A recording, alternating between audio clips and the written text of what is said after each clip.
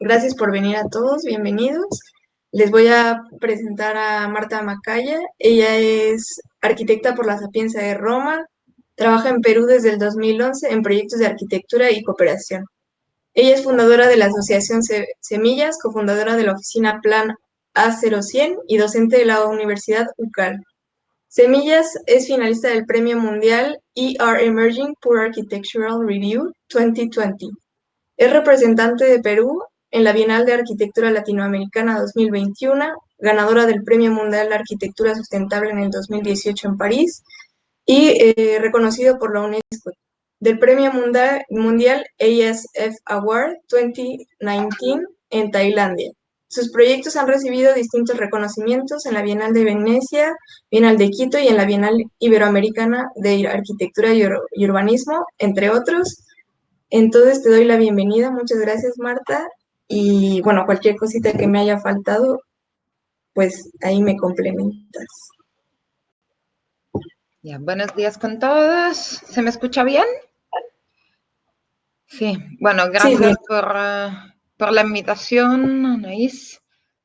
Y bueno, no sé el nivel de formalidad de este diálogo, pero espero que haya como un poco de conversación, ¿no? Entonces, sí he preparado una pequeña presentación en la que voy a exponer 5 proyectos y por cada proyecto voy a tratar de profundizar un enfoque, un principio, un, un aspecto, ¿no? Y espero que de allí haya el tiempo de dialogar un poquito, ¿no? Voy a compartir mi pantalla. ¿Cómo se hace aquí? No sé, a ver. del lado izquierdo abajo viene como una pantallita y ahí dice compartir pantalla. Ya. Al lado de la manita. Sí, sí, sí, ya logré. Magnífico.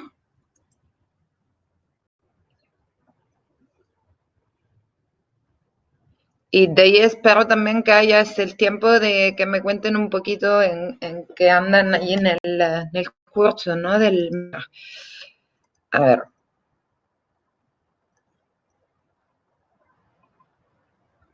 Bien, ¿se ve bien? Sí, vemos bien. Ya. Vale. Entonces, como le comentaba su compañera, yo trabajo en una ONG que se llama Semillas y principalmente hacemos proyectos de escuela, ¿no?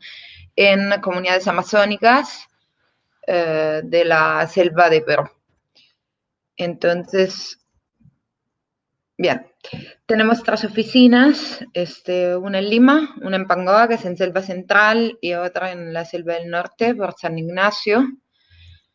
Y desarrollamos proyectos de investigación, participamos de seminarios, talleres con vínculo con universidades y desarrollamos proyectos de arquitectura, principalmente arquitectura de uso público, ¿no? ¿Cuáles escuelas, centros comunitarios, espacios públicos? La forma que tenemos de trabajar es en proyectos de cooperación. Entonces, lo que buscamos es generar alianzas con instituciones locales e instituciones internacionales, con la cooperación internacional, ministerios, municipios, con las comunidades locales. Y hasta ahora hemos construido desde el 2011 9 escuelas, un centro comunitario, 2 residencias estudiantiles y también hemos participado de concursos públicos siempre referidos a lo que son infraestructuras escolares. Dentro de lo que son los procesos que desarrollamos, también tenemos lo que es la escuela de construcción y hemos participado de la capacitación de más de 40 trabajadores en el ámbito de la construcción. Trabajamos en distintos ámbitos, lo que es el entorno de la periferia limeña o de las ciudades y lo que es el entorno rural de la zona de la Amazonía. Entonces, en esta imagen se puede ver de primer impacto, ¿no? El contraste, ¿no? Del paisaje y del el entorno, ¿no? Del paisaje que tenemos en el Perú. Entonces, la imagen de la izquierda, un entorno de asentamiento humano en el desierto, y en las imágenes a la derecha del entorno rural en la Amazonía. Entonces, también una cosa, ¿no? Que quizá desde Europa o el extranjero se piensa, ¿no? Cuando uno piensa en el Perú lo primero que piensa quizás es Machu Picchu y Lima, ¿no? No se conoce mucho más del Perú, pero el Perú es un país que es por el 61% amazónico, que es algo, ¿no? Que no se conoce quizá desde afuera mucho. Entonces, un país multidiverso, con una diversidad geográfica, morfológica enorme. Entonces, tenemos un 10% del territorio que es costeño, un 29% que es andino, con montañas que llegan hasta los 6.000 metros de altura, y el 61% que es amazónico. Además, el Perú es un territorio muy extenso y tiene 32 millones de habitantes, y más de 10 millones viven en Lima. ¿Esto qué implica? Implica un fuerte centralismo hacia la capital y un gran nivel de ruralidad en el resto del país, ¿no? Porque solo 2/3 de la población habitan en el resto del país. Entonces esto implica que tenemos poblaciones y centros habitados muy dispersos en todo el resto del territorio. Entonces esto implica también más dificultades en las vías de acceso y más dispersión. Esta imagen es de Miraflores, es una imagen en el centro, o sea, en una zona bastante céntrica de Lima, y es aquella partecita de ciudad donde en la formación, ¿no? Quizá universitaria, tenemos la ambición de trabajar, ¿no? En el futuro. Entonces, este es este pedacito de ciudad en la que participan los arquitectos, ¿no? Para su construcción.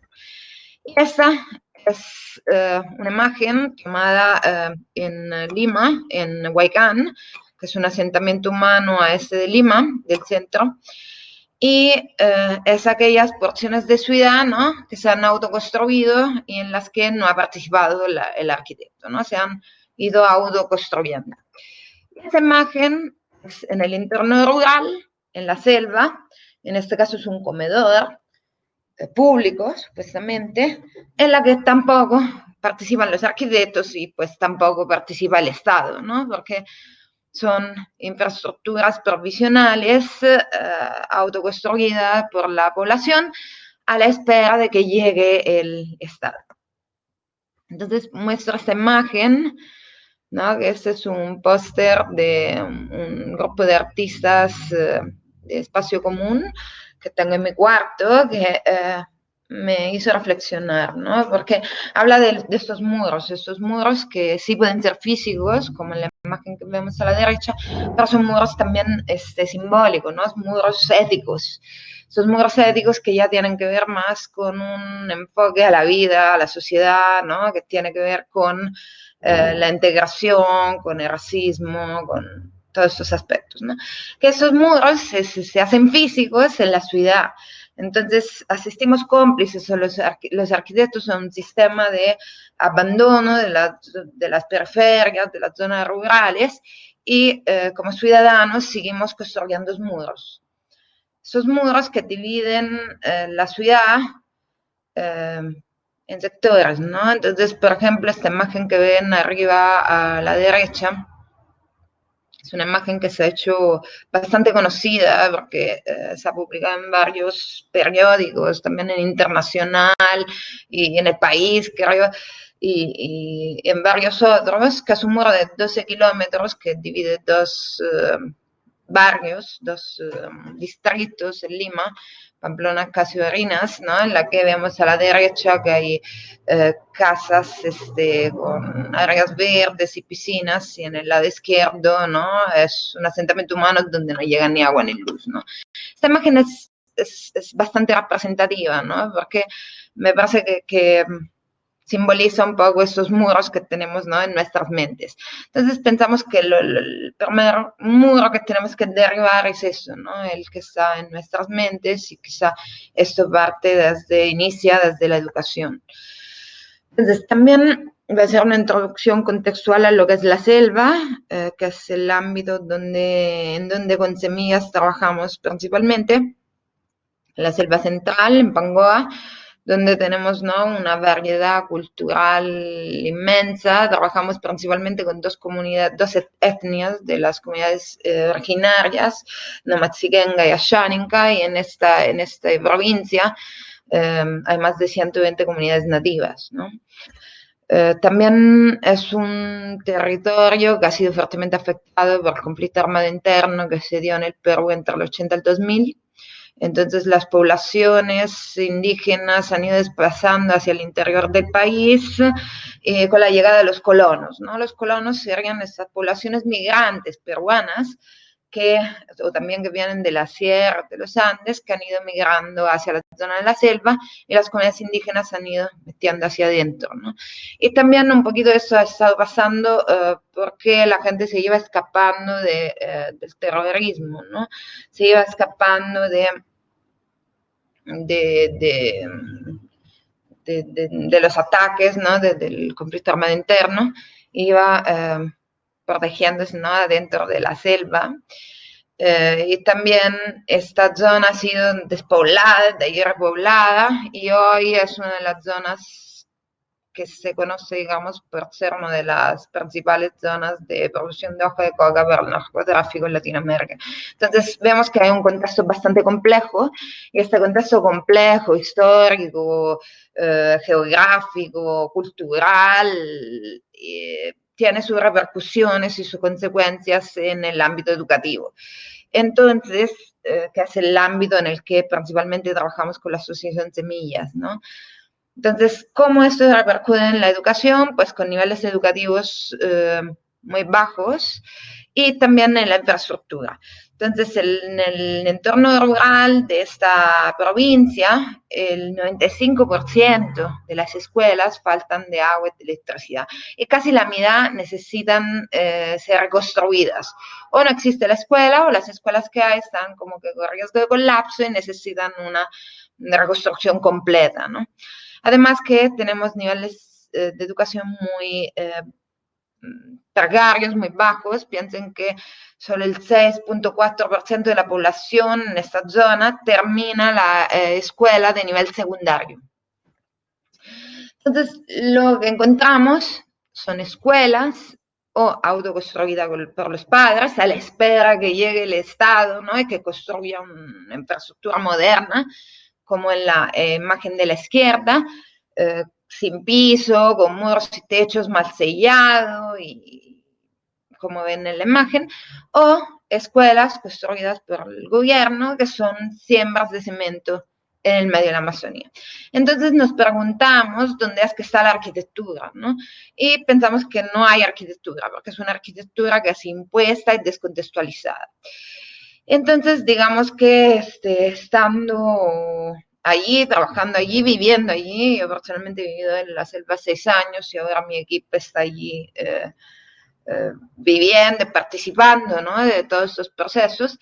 Pensamos que el único camino para hacer arquitectura sea a través de la cooperación, ¿no? Entonces,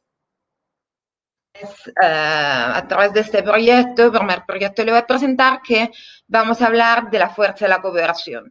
Este proyecto es un proyecto en que le tengo bastante cariño, porque es el segundo que desarrollamos en la Selva Central, junto con el arquitecto Paulo Afonso, en una comunidad nomadsiguenga. Tiene una historia bastante particular, porque en esta comunidad llegamos en el 2013 y tenía 20 niños en la escuela de nivel inicial, y la escuela necesitaba de un comedor escolar. Entonces gestionamos con la cooperación una financiación. Obtuvimos una financiación de $19,000 para la construcción de un comedor escolar. $19.000 es muy poquito para la construcción de un comedor en esta zona. ¿Por qué? Porque una bolsa de cemento puede llegar a costar 3 veces más de lo que puede costar en un contexto urbano, y un comedor puede costar hasta los $80.000 aproximadamente, ¿no? En esta zona. Entonces, era ya complejo, ¿no? De conseguir diseñar un comedor con este pequeño fondo que teníamos, pero las sorpresas no terminaban allí, porque regresamos en el 2014 para construir un comedor escolar y nos encontramos con una gran sorpresa, porque los niños, de que eran 20 matriculados en la escuelita, nos encontramos con 120 niños en la misma comunidad. Y entonces la escuela no solo necesitaba un comedor escolar, sino que necesitaba también de aulas. Entonces ahí donde el jefe de la comunidad junto con las maestras nos dijeron, bueno, aquí tenemos mano de obra, podemos apoyar la construcción, tenemos madera, podemos autoproducir ladrillo, pero por favor diseñenos un espacio que sea para 120 niños, ¿no? Entonces ahí donde a través del diseño buscamos respuestas, soluciones, y diseñamos un espacio que sea multiuso, que se pueda adaptar a los distintos usos, ¿no? De comedor, aula, auditorio, espacio multiuso, de asamblea y cuanto más. Como lo hicimos a través de un sistema que permite que el espacio se transforme, ¿no? Entonces lo que son los muros se pueden transformar en mesas, y aquí estamos trabajando, ¿no? De forma participativa con los padres de familia, en faenas. Las faenas son jornadas de voluntariado, digamos así, de parte de los padres que aportan, ¿no?, en la construcción con su mano de obra. Entonces lo que ven aquí, que son muros, se transforman en mesas, y el espacio se puede usar de comedor para 120 niños, de ahí se va transformando, y también se usa de sala psicomotriz, sala de baile. Los primeros años de su funcionamiento también se usó como aula pedagógica para las clases, y entonces digamos que la flexibilidad de la arquitectura, el espacio multiuso, la fuerza de la cooperación, el uso de materiales locales, permitió, con un pequeño fondo, de hacer una infraestructura que beneficie a la población en su urgencia, ¿no? Se tenía esta urgencia de tener un aula y un comedor para 120 alumnos que se presta a distintos usos en distintas horas del día. También algo curioso pasa en este espacio multiuso, ¿no? Que normalmente de las ventanas miramos de adentro al espacio hacia afuera, ¿no? Para ver qué pasa en la calle, para ver qué pasa en la plaza, etc. En este caso, ¿qué pasa? Pues que los niños asoman a las ventanas para mirar qué pasa adentro. ¿Por qué? Porque este espacio, ¿no?, se ha vuelto como gran plaza, plaza pública, en un espacio interior, ¿no? Y entonces, donde pasan múltiples cosas, ¿no? También la comunidad se ha ido apropiando el espacio y ha ido poniendo sus adornos, sus cosillas, ¿no? Y también aquí vemos cómo el uso del material se le saca el ancho, ¿no? Como decimos acá, pero entonces, por ejemplo, en esta obra nos llegaban los troncos a la obra, y hasta la corteza del tronco se usaba para el tímpano, ¿no?, de la infraestructura, y un diseño, ¿no?, que permita confort climático, con estas paredes transpirantes, donde puede haber siempre un cambio de aire, y ese espacio, ¿no?, que se presta a ser usado en distintas maneras. Ahora, ¿la reflexión dónde está? La reflexión está también en los impactos, ¿no? Porque cuando llegamos en esta comunidad, como decía, había 20 niños matriculados. El año después nos encontramos con 120 niños, y esto no es que significa que la comunidad se ha multiplicado en un año, ¿no? Para nada. Sino que allí ya había una población infantil bastante numerosa, pero siendo la primera escuelita que se hacía en esta comunidad, no había infraestructura, no había este acceso a la educación. Entonces, digamos que poner esa semilla de primera aulita generó que cuanto más padres y cuanto más niños se inscribieron a la escuela, también hay un factor no social y de la realidad peruana que muchos niños indígenas nacen y no tienen documento de identidad. Entonces son aquella parte de la población informal que no existe frente a los ojos del Estado, porque no tienen ni siquiera DNI. Entonces, la escuela permite también, ¿no?, esta formalización de la población, esta visibilización de la población frente al Estado. Entonces, después que construimos esta aulita, lo que ha ido pasando es que el gobierno regional y el municipio han ido construyendo más aulas, ¿no? Entonces, el municipio y el gobierno regional han construido 5 aulas más y ahora, ¿no?, hay más de 100 alumnos y alumnas que pueden acceder al sistema educativo. Y esto me parece un impacto, ¿no?, bastante potente. Aprendizaje número 2, cuestionar. Entonces, como veíamos antes, esta arquitectura casi impuesta, descontextualizada en el entorno rural, ¿eso por qué? Porque lo que hacemos, copiamos y pegamos proyectos del entorno urbano, ¿no? Porque las leyes, las normas, los estándares nacen de la ciudad, del entorno urbano. Y agarramos estos estándares y los aplicamos a la selva también, el entorno rural también, etc. Entonces, pensamos que esto no es el camino y algo que aprendimos viviendo allí, estando allí, es a cuestionar, ¿no? Cuestionar verdades, cuestionar esta arquitectura impuesta. ¿Y por qué? Porque nosotros haciendo escuela, la pregunta principal que nos hacíamos era ¿cómo podemos brindar espacio, ¿no?, que sean coherentes al espíritu, al contexto de la selva? ¿Cuáles son los mejores espacios educativos que podemos ofrecer a los niños de la selva, ¿no? Entonces, en este video, no sé si se escucha el audio, sabemos, ¿no?, que los niños de la selva tienen una libertad que es distinta, ¿no?, de los niños quizá de las ciudades. Su forma de jugar, de relacionarse con el entorno es mucho más libre.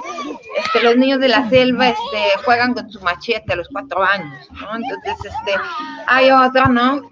Entonces, nos preguntamos cómo hacer esos espacios, ¿no?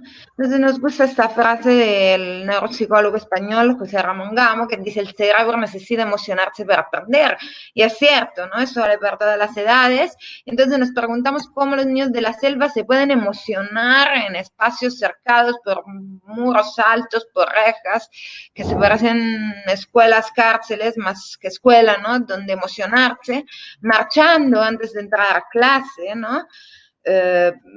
En un sistema educativo basado en la prohibición, donde las aulas son con muros altos, porque si no los niños miran afuera, se distraen. Entonces, pensamos, ¿no?, que la única manera para construir espacios educativos que sean coherentes al espíritu de cada sociedad es necesario este proceso de cooperación, este proceso de participación en el que todos los actores somos participantes, ¿no? Entonces, para explorar esto, empezamos con la etapa de diagnóstico rural participativo, en el cual entramos en contacto con la comunidad, nos conocemos, generamos lazos y vínculos de confianza con ellos, exploramos problemáticas y sueños. En el diseño participativo trabajamos con los niños, con los adultos, con los padres de familia, con los profesores, explorando cuáles son las actividades soñadas adentro de la escuela.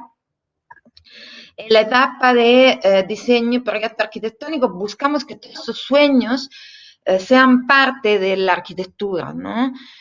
Y que también, ¿no?, todo esto se refleje en cómo emplazamos la escuela, en cómo esta se vincula con el entorno rural, con la comunidad, con lo recorrido, con la naturaleza y con todo aquello que hemos estado explorando en las etapas de diagnóstico rural participativo y diseño participativo. En la construcción participativa llegamos con nuestros maestros constructores y generamos como una especie de escuela, ¿no?, de construcción. Entonces le ofrecemos a la comunidad de trabajar en la obra. Algunos de los vecinos y vecinas comuneros se animan y son parte, ¿no?, de la construcción, y así también fomentamos lo que es la microeconomía local y puestos de trabajos en nuevos oficios, ¿no? En la que la población tiene esta oportunidad de capacitarse en un oficio nuevo o de aportar si es que ya ha sido su oficio. Y también en esta etapa exploramos muchísimo con la comunidad lo que son los recursos locales, ¿no? Entonces buscamos que los recursos locales sean parte, ¿no?, de este diseño y de la construcción. Finalmente, en este proyecto, que es la Escuela de Unión Alto Sanibeni, en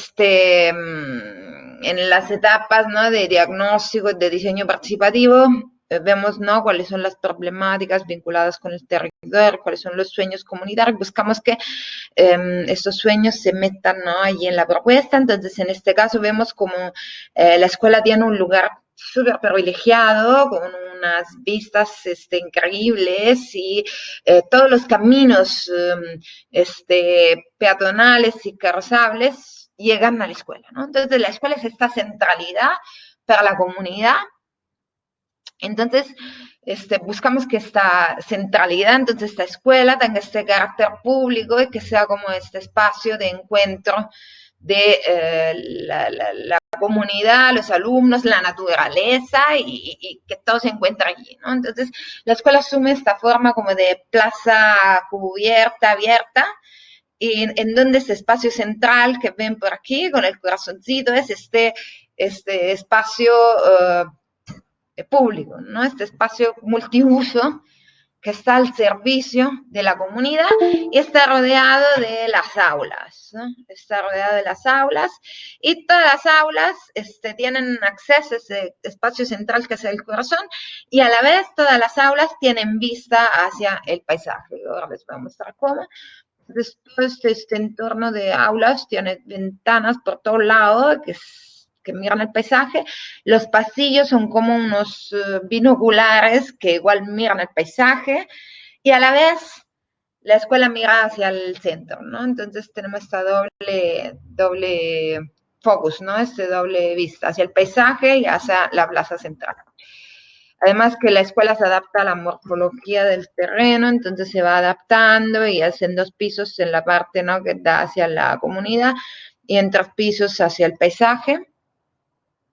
Y la arquitectura se va allí como que metiendo, mimetizando y con el terreno. También el tema, ¿no?, de orientación, de bioclimática. En todas las escuelas que hacemos hay un tema, ¿no?, de reciclaje de agua de lluvia, de reuso de aguas y cuanto más.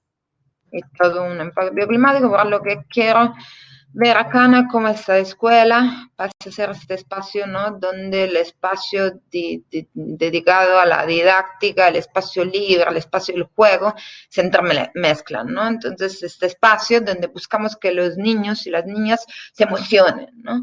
Este espacio donde la comunidad se encuentra, ese espacio abierto, ¿no?, esta escuela abierta.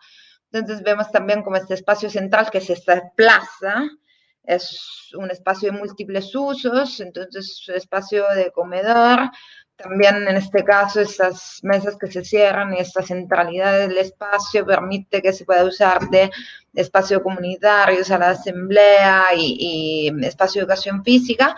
En este espacio central también tenemos conexión con la biblioteca que es este espacio, ¿no?, central de terrible altura, en la que los niños también nos decían, ¿no?, que es este espacio donde ellos se apropian y usan. Y aquí tengo un chiqui video, no sé si se escuchará el audio, en la que recopilamos de un minuto y medio lo que ha sido el proceso y estos momentos de alternancia de duro trabajo y fuerte sufrimiento con festejo, ¿no? Un momento de festejo en el que podemos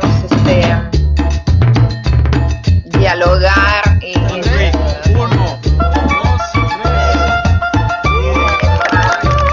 con la comunidad, ¿no? El proceso creativo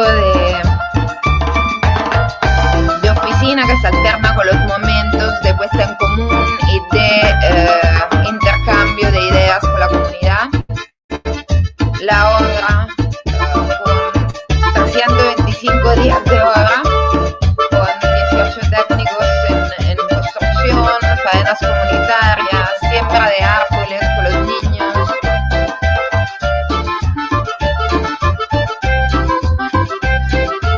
Los momentos de fiesta, de inauguración, de intercambio cultural también, en la que todos aprendemos.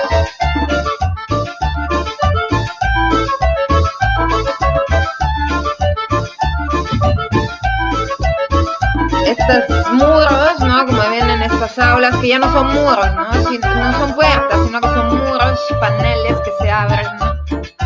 Hacia este espacio central. La biblioteca, que los niños dicen su lugar favorito, ¿no? Aquí tratamos de resumir, recapitular la participación de las instituciones locales e internacionales, porque también para nosotros es demasiado importante el tema, ¿no? De involucrar y participar, ¿no? Con las instituciones locales como municipio, ministerio. Entonces estamos allí como arquitectos, ¿no? Generando estos puentes de conexión entre todas estas instituciones, ¿no?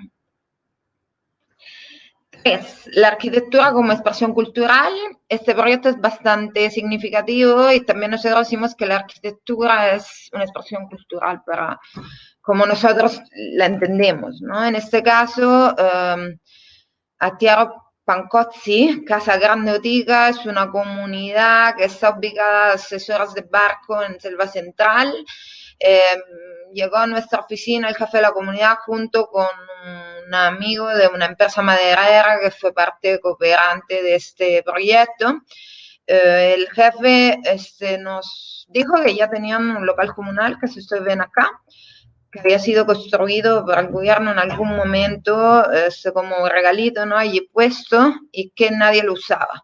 Nadie lo usaba porque no sentían que lo representaba y que no estaba ahí abandonado. Y entonces la comunidad misma se había construido otro local comunal al lado, en madera, y que es como abierto, un espacio, ¿no? Como más abierto. Pero nos decía, yo quiero para mi comunidad que la madera sea algo simbólico, ¿no? Porque nosotros somos productores de madera, tenemos madera, la exportamos por todos lados, pero en nuestra comunidad tenemos un local que se está medio cayendo, quizá ustedes nos pueden ayudar para hacer un espacio comunitario que nos sirva mejor, que sea más moderno y allí como ellos lo entienden, ¿no? Entonces aceptamos este reto, empezamos a trabajar desarrollando talleres participativos y las preguntas que nos hacíamos era ¿qué sueñas hacer tu comunidad indígena en tu local comunal, ¿no? Entonces los vecinos y las vecinas nos decían que querían un lugar donde celebrar, jugar, aprender. Y de ahí otra pregunta que nos hacíamos era cómo diseñamos espacios seguros y confortables. Entonces, allí hay inundaciones en esta comunidad, entonces aprendimos de las casas del lugar que tienen sus pisos elevados y grandes techos para protegerse de la lluvia.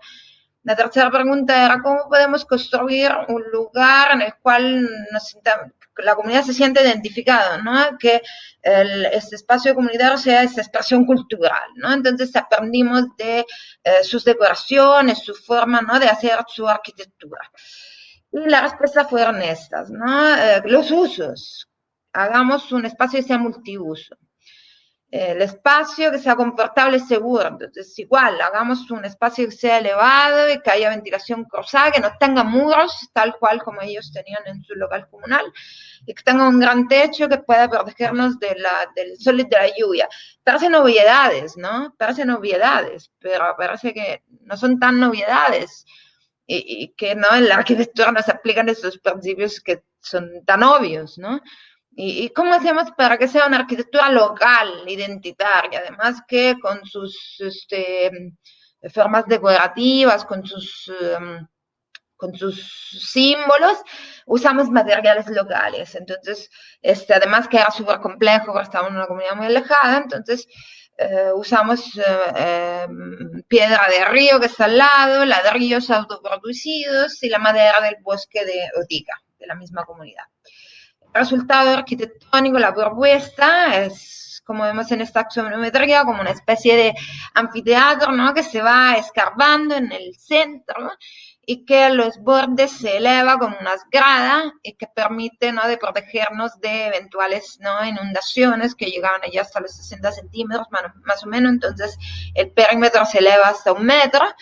Un escenario, ¿no?, con una cocina, un espacio cerrado, con cocina-oficina en este lado de acá, una gran cubierta que nos protege del sol y de la lluvia y sin muros, ¿no?, un espacio abierto, tal como ellos mismos lo tenían en su local. Ese es el resultado. Aquí vemos cómo este espacio se va excavando hacia el interior, nos permite generar este espacio de asamblea circular, ¿no?, en la que también graderías tienen como que este aspecto lúdico, donde los niños juegan, corren, saltan y cuanto más. Acá ya vemos el local en uso, usa de asamblea, de comedor también, de sala de desfiles, de discotecas a la noche, ¿no? Y allí también tengo un videocito de una de las celebraciones de fiesta de fin de año de la escuela, y ahí estamos nosotros también. En fin, cuarto proyecto, la obra como aula abierta. Entonces, en este proyecto voy a contarle de la escuela secundaria con residencia en Santa Elena.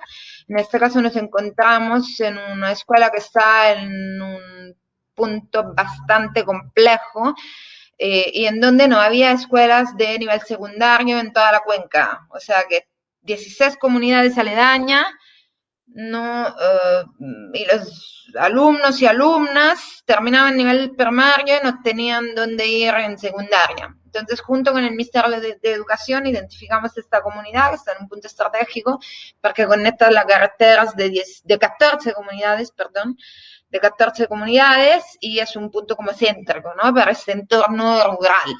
Entonces, también para nosotros es demasiado importante entender y identificar lugares en donde hacer proyectos de cooperación internacional, teniendo siempre un enfoque de planteamiento territorial, es entender el territorio, entender todos esos aspectos para poder meter las escuelas en puntos estratégicos, que cuanto más alumnos puedan tener acceso a la educación, que es uno de los principales problemas que tenemos en el entorno rural en el Perú.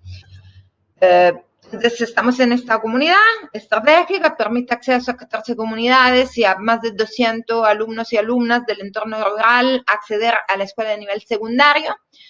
La comunidad eligió un terreno que era bastante angosto y bastante alargado. Entonces, aquí vamos a hablar más de estrategias de diseño, ¿no? Entonces, en este caso teníamos una resistencia de suelo bastante buena a del terreno y bastante programa que meterle, ¿no? En la parte oeste el terreno era de relleno, entonces no era recomendable edificar. Entonces pusimos el programa en esta faja, ¿no?, a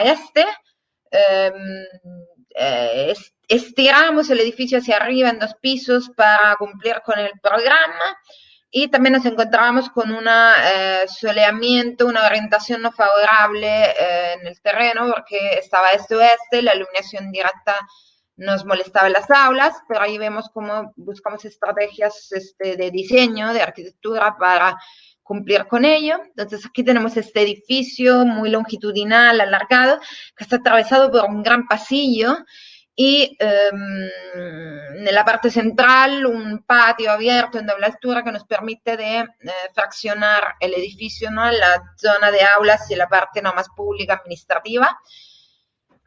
En En esta comunidad no teníamos agua ni electricidad cuando construimos, entonces también una estrategia para el reciclaje de aguas fue ponerle servicios higiénicos en los dos extremos del edificio, generar unos tanques cisternas elevados para que el agua y el techo se vaya canalizando hacia esos tanques cisterna elevados y por gravedad abastezca los servicios higiénicos.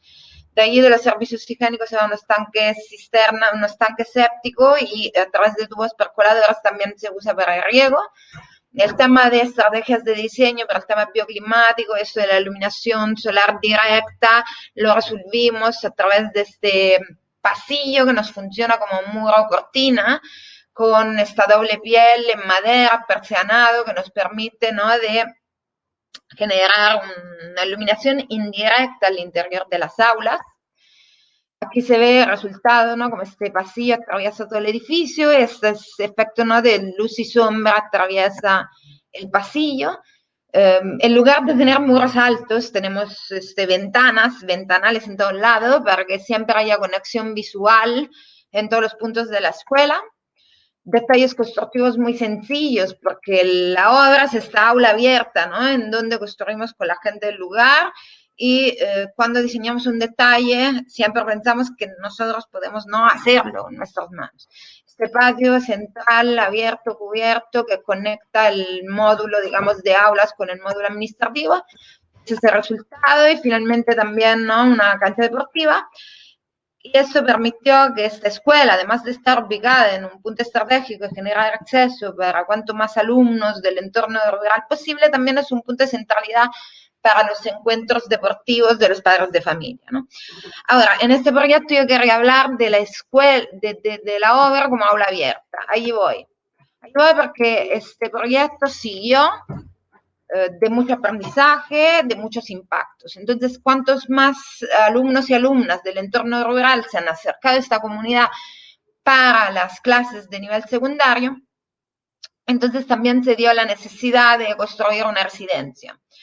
Entonces, la construcción de esta residencia fue un proceso de participación en todas sus etapas, ¿no? Entonces, junto con los padres de familia, empezamos a gestionar la construcción de la residencia en el 2016. Recién en el 2019 obtuvimos una financiación y empezamos esta construcción de la residencia en esta área del lote, con unos principios de modularidad, ¿cómo se dice?, de expansión y de replicabilidad, ¿no? Entonces, esta residencia que ven acá se puede, ¿no?, puede crecer en base a la demanda de cantidad de alumnos y alumnas que vengan del entorno rural, porque muchos que vienen de estas 14 comunidades aledañas tenían que caminar como 5 o 6 horas para llegar a la escuela. Entonces se generó esta necesidad y ahí, ¿no?, va esta residencia con estos módulos que se van expandiendo. Y el principio de diseño que adoptamos en esta residencia fue que esta residencia sea como un galpón cuya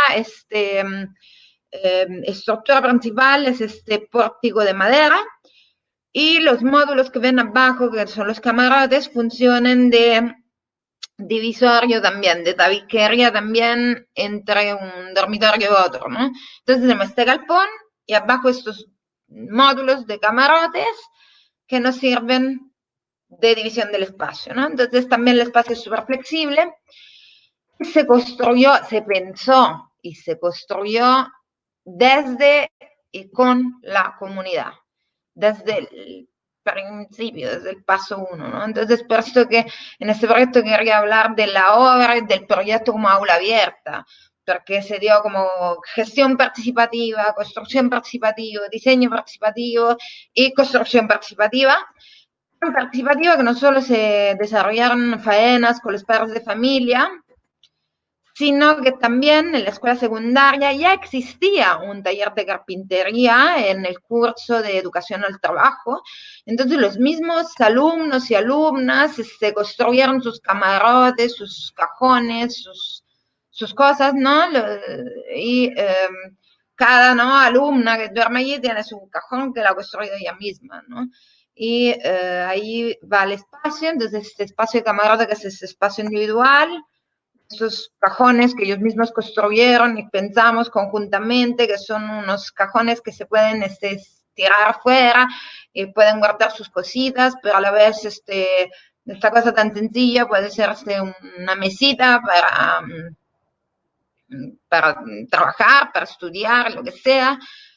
También el espacio de este individual, semicolectivo, del espacio del dormitorio se extiende hasta el pasillo. Y en el pasillo pusimos unas mesas, entonces también el pasillo es un espacio de uso, ¿no? No es solo un espacio de interconexión entre los dormitorios, sino también se usa. Las superficies son interactivas, ¿no? Entonces, y hay esta conexión entre el espacio interior y exterior. Ahí va. Tuvimos dinero para hacer más piso en proyección de la extensión y de la expansión de los dormitorios. Entonces, en el caso que aumenten los alumnos y podemos gestionar otra pequeña financiación, construir, por ejemplo, otro pórtico acá, ¿no? Y de ahí otro camarote, y ahí, ¿no?, ahí se va dando, ¿no?, esa expansión del espacio dependiendo de la demanda de los alumnos y de la necesidad. Ahí, ¿no?, se ve como la escuela y la residencia dialogan y son parte, ¿no?, del mismo proyecto. 5, que es el último proyecto que lo voy a presentar, la arquitectura como medio de empoderamiento cívico. Esa es la reflexión que hacemos en la Universidad UCAL. Es un proyecto académico en el que yo participo como docente y en cooperación con la oficina Al Borde, que es una oficina de Ecuador, que son como que nuestros docentes referentes para el desarrollo de este taller. Y en este taller exploramos lo que es la identificación, diseño, construcción participativa con los alumnos en estas 3 etapas y enfrentamos el taller a la base de 5 pilares teóricos, ¿no?, de principios académicos y pedagógicos, ¿no? Entonces, la realidad, entonces la ciudad, que es parte del taller. Entonces, el alumno se confronta con la realidad, con pedacillos de ciudad real, no es una especulación el taller, sino trabajamos con una comunidad real, con un cliente real, con una situación problemática real. Aprender haciendo, o sea, pensamos que hay muchas formas de aprender. La única forma de aprender arquitectura no pensamos que sea solo de dibujar detalles en escala 1 al 5, hacer maquetas en escala 1 al 100, sino también aprender haciendo, o sea, agarrar con mano, pico, pala, clavo, madera y construir en escala 1 a 1 para que eso se convierta en realidad. 3, trabajar con lo que hay. Entonces, con el alumno exploramos este abanico de posibilidades de cómo gestionar un proyecto cuando no se tiene, por ejemplo, un presupuesto, o trabajar con los materiales que tenemos a la mano y los recursos y potencialidades que podemos identificar en este proceso de participación en el territorio y con la comunidad. Cuestionamos el rol del arquitecto, ¿no? ¿Qué, cómo, por qué? O sea, ¿qué rol tenemos en la sociedad como arquitectos, como alumnos, como academia, como universidad? Y el aprendizaje cooperativo como punto 5, que se da en distintas escalas. Funcionamos en el salón como una gran oficina, entonces 20 alumnos trabajan todos juntos y funciona como una gran oficina. Y el aprendizaje cooperativo en campo, ¿no?, en la obra, en el proceso participativo, conjuntamente con los vecinos y las vecinas del barrio. En este caso estamos a este de Lima, este sí es un proyecto en el contexto de la ciudad, de la capital, es una comunidad que se ha visto afectada, nuevamente vemos que regresa este factor histórico, una comunidad que se vio afectada por el conflicto armado interno y que el Estado la indemnizó con donación supuestamente en vivienda, pero le llegó a donar unos terrenos que es un arenal en el desierto, o sea, la injusticia que se repite. Entonces, son familiares víctimas de desapariciones forzadas dadas por las fuerzas militares y policiales durante el periodo del conflicto armado interno, y que se les dona estos terrenos en Huachipa, y los mismos vecinos y vecinas en el 2006 ocuparon sus propios terrenos porque los trámites con el Estado no avanzaban, y bueno, entonces trabajamos con 200 familias, y una de las primeras necesidades que se dio fue la de repensar el local comunal que tenían. Tenían este local comunal que ven acá, que era una infraestructura en drywall, en España le dicen, bueno, son muros de cartón yeso, ¿no? Y necesitaban de repensar este espacio, reconstruirlo para que se preste a mayores usos, porque en este momento se usaba principalmente casi solo de almacén. Entonces empezamos a trabajar con los vecinos y las vecinas, y construyendo el primer piso, que funcionó el espacio multiuso. De allí surgió esta necesidad de hablar de memoria, ¿no? De memoria, y entonces nació el sueño de construir un segundo piso que sea la casa de la memoria viva, decían los vecinos, ¿no? Nosotros con los alumnos decíamos que era un museo, y ellos decían, no, es un espacio, la casa de la memoria viva, porque nosotros estamos aquí, podemos contar la historia, y puede ser un lugar donde pongamos nuestros recuerdos, ¿no? Y entonces allí donde el alumno, desde la maqueta, lo hace realidad a través de gestiones, búsqueda de fondos, trabajo conjunto con los directivos de la comunidad, para la gestión de todo esto hasta que se haga realidad. Entonces allí vemos que se inauguró justo antes de la pandemia. Estamos inaugurando este espacio de la Casa de la Memoria Viva en Nuevo Amanecer. Llegaron las mamitas también de la Sierra, y participó el viceministro de Justicia, participó el LUM, el Lugar de la Memoria de Lima, en esta inauguración. La museografía del espacio se ha autogenerado, ¿no? O sea, en verdad con los alumnos llegamos el día de la inauguración y ya los vecinos habían puesto estas cintas con nombres en este lucernario, y habían empezado, ¿no?, ya a apropiarse el espacio. Y hoy este espacio se usa, ¿no?, de cine, de museo itinerante para el lugar de la memoria, y cuanto más. En realidad durante la pandemia también este espacio se usó de olla común, o sea, de comedor, de espacio de almacenaje para los medicamentos, y asumió un rol muy importante adentro de lo que es la gestión comunitaria, ¿no? Entonces vemos como el espacio respalda todas estas funciones, y como todo este proceso ha sido un proceso de empoderamiento cívico, porque este local comunal ya existía, ¿no? Pero hacer todos esos procesos con los alumnos y la participación de los dirigentes comunitarios generó una activación, una apropiación, un empoderamiento de parte de todos los actores, ¿no? Un empoderamiento cívico de parte de los alumnos, un empoderamiento cívico de parte de nosotros, de los profesores, un empoderamiento cívico de parte de los dirigentes, un empoderamiento cívico de parte de los vecinos y las vecinas. Entonces, resumiendo y va concluyendo, no sé cómo es de tiempo, pero ahí estoy ya terminando. Entonces, el primer proyecto vimos la fuerza de la cooperación. En la aula multifuncional de Mazarchiari vemos, ¿no?, como a través de el diseño creativo, el uso de materiales locales, la participación comunitaria, las alianzas con instituciones locales e internacionales, logramos hacer mucho con poco, pero en realidad yo acá puse mucho con mucho, porque son todos estos esfuerzos, que es muchísimo, que hacen realidad este espacio multiuso que se usa de múltiples maneras, gracias a la fuerza de la cooperación. 2, segundo aprendizaje, cuestionar verdades y aprender gracias al proceso, y entonces ya que no sean escuelas cárceles, sino escuelas que te hacen emocionar, escuelas lúdicas, escuelas donde los sueños de la comunidad se ven reflejados gracias a este proceso participativo, este proceso de aprendizaje, de interaprendizaje.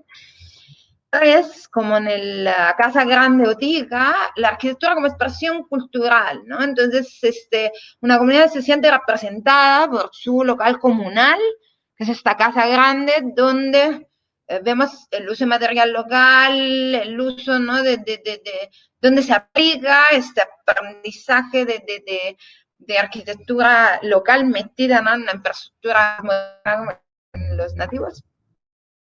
4, en la escuela secundaria de Santa Elena con la residencia, aprendimos como todo este proceso todo este proceso es un aula abierta. Todo, desde la gestión, desde la construcción, desde la autoconstrucción, desde la participación de los alumnos, de los padres de familia. 5, la arquitectura como medio de empoderamiento cívico, era el que tiene la academia, era el que tenemos como arquitectos y como ciudadanos, ¿no? Eso es todo. Y no sé.